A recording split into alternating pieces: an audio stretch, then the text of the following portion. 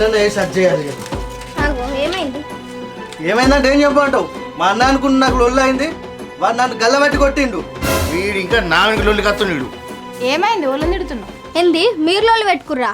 నన్ను అస్సలు హత్య చేద్దాం, మా దోస్తులతో దాయిపిచ్చాయి నన్ను కొట్టిపియాలి. మంచిగా నేను అప్పుడు చెప్తున్నావా మా అన్న నేను కేసుకుంటా వచ్చినావు. మా తమ్ముడు గారు ఇంతకుముందు నాకు వానికి పొల్లు లొల్లైంది. మన ఇద్దరం కలిసాట వాడిని చెడగొడుతున్నామట, ఆస్తి పంపకానికి మనమే కారణమట. వాహాడు పిచ్చి మాట్లాడితే తీసొక్కడు పెట్టినా ఓ పెదాంశం పిలిపించుకోండి. మీ తమ్ముడు మంచోడు కదా, ఎందుకు తిడుతున్నావు? నువ్వు ఇన్ని రోజులు చెప్తే నేను అస్సలు పట్టించుకోలేదే.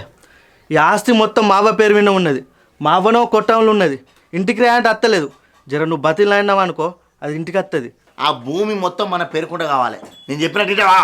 సరే మా అవ్వ ఇక్కడికి వచ్చింది అనుకో, ఆస్తి మొత్తం రాపించుకొని మా అవ్వ మా అన్న ఇంటికాడ వారేసత్తా. ఏమంటావు? ఆ ఉన్న ఆస్తి మొత్తం మన పేరుకుండా రాసుకున్నాం అనుకో, అయిపోయి ఆస్తి మన పేరుకున్నాక వాళ్ళని మనని చూసుకున్నప్పుడు వాళ్ళ కథ.